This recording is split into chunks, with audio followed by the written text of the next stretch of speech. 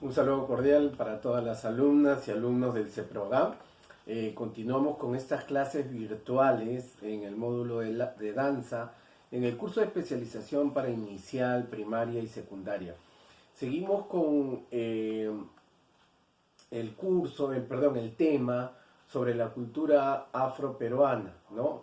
Eh, Antes de poder ingresar a la parte artística, hemos visto el contexto histórico y los dos primeros capítulos que hemos hablado sobre la cultura afroperuana, los negros en el Perú, ya nos hemos quedado hasta la época en la cual estamos en el virreinato del Perú, ¿no? Entonces los negros, ya sabemos todo el contexto, que fueron traídos de África, ¿no? Y que fueron destinados a hacer trabajos de campo, y algunos fueron destinados al trabajo para las minas, al trabajo duro. Y eran dos especies, ¿no? de forma de trabajo. A los negros que aún mantenían su lengua de origen, se los denominaba los bozal, ¿no? El negro bozal. Y a los negros que se adaptaban, se culturizaban y conocían el lenguaje del castellano, el español de esa época, se les denominaba ladino. Estos negros esclavos ladinos usualmente iban para los trabajos de menor fuerza, o eran los encargados de llevar el trabajo en el campo, los caporales, los capataces, ¿no? Entonces eran los ladinos. Es por eso que no sé si ustedes habrán escuchado hablar sobre qué ladino que eres, ¿no? Siempre caracterizan a aquel que tiene un acercamiento hacia una persona.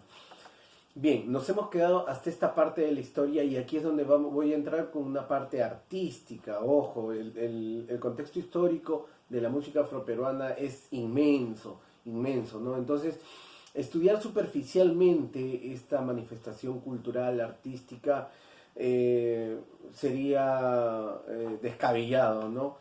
Nosotros estamos haciendo un estudio a profundidad para que tú como docente puedas seguir impartiendo estos conocimientos a través del CEPROGAM, una institución muy seria que busca esto, ¿no?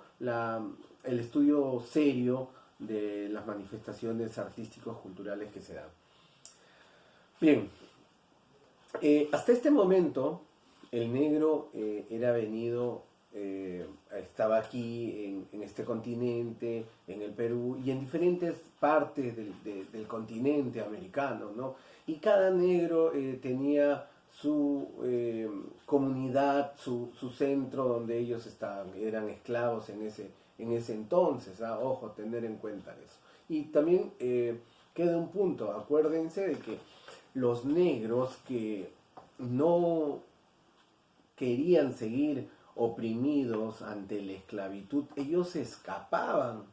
Y estos negros eran considerados, o las comunidades donde ellos se formaban, eran considerados los palenques. Los palenques. Entonces, en toda América, porque justo había una pregunta de una alumna que me decía, profesor, solamente en estas partes se formaban los palenques. No, no, no, no, en diferentes partes. En México hubieron palenques en diferentes lugares, en Venezuela hubieron muchos palenques, en Brasil hubieron también muchos palenques.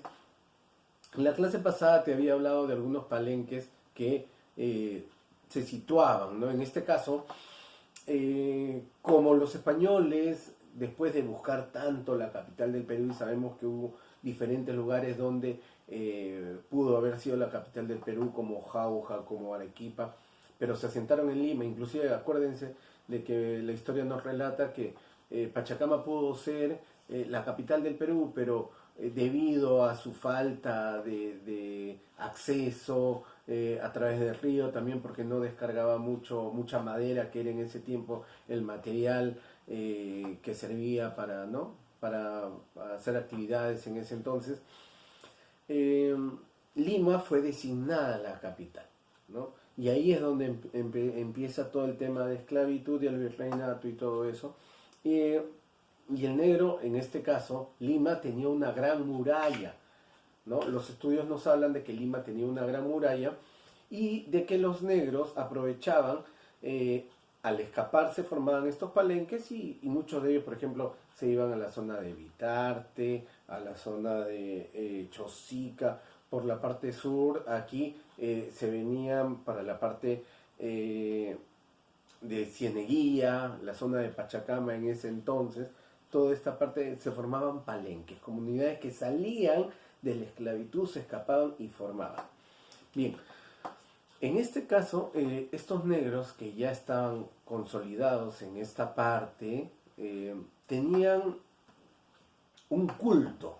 Ellos todavía venían con las costumbres de África, ¿no? Y, por ejemplo, Nicomedes Santa Cruz, en uno de sus libros, Cumanana, ¿no? En uno de su álbum que habla sobre el negro en el Perú, Nicomedes Santa Cruz, nos hablaba de que venían no todos de un mismo sector, sino de diferentes tribus. Entonces, por ejemplo, venía uno que era del Congo, otro era de Angola, otro de Mozambique, y en fin, cada negro que venía de estos sectores tenía una deidad, creían en un dios, ¿no? Y estos negros, por ejemplo, hay religiones que aún conservan por el vudú, ¿no? El yoruba, que existe aún en diferentes partes del continente americano. En Brasil existe mucho el vudú, en Centroamérica, por ejemplo, en el Caribe, aún se mantiene estas prácticas, ¿no? Y que son venidas de África y si todavía continúan estas manifestaciones, ¿no? Entonces, la religión del negro en ese entonces, que lo sacan del África y vienen aquí, a este continente, y muchos de ellos todavía no procreaban a sus hijos en esta nueva vida que tenían, ¿no? Tenían dioses, ¿no? Por ejemplo, uno de ellos tenía una divinidad como el Laka, por ejemplo, Laka, el Zulu. Luego tenían el Kulunkulu, que eran dioses de divinidad hacia la naturaleza, que muchas veces estos dioses tenían un cierto tiempo de vida, morían y renacían en otra persona, ¿no? Los negros, al estar en el ámbito de la esclavitud, mantenían sus costumbres, sus tradiciones, pero ojo, tengan en cuenta que en el virreinato ya existían tres clases sociales, se podría decir, tres razas de hombre, que era el español. Perdón, aquí me he confundido, no eran clases sociales, sino eran la raza del hombre. Ojo, el español, el nativo, ¿sí? Y el negro esclavo. Ojo, el negro esclavo. Y ante esta manifestación, cuando ellos estos negros esclavos tenían su vida, su participación en el campo, en el trabajo, también hacían sus manifestaciones culturales, sus celebraciones, ¿no? Y muchos de esos negros venían aquí, pero no venían con instrumentos musicales, y ellos tenían una cierta divinidad hacia la naturaleza. Es por ello que ellos trabajaban con la construcción de tambores, la elaboración, la fabricación de tambores que eran hechos de las tripas de los animales y que lo dejaban secar y lo estiraban de una manera tal ante una corteza de un árbol, y que ellos empezaban a utilizar la percusión, ¿no?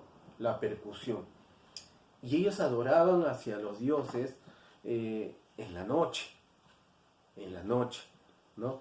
Muchos de ellos seguían estas celebraciones, y el español, el amo, el dueño en ese entonces,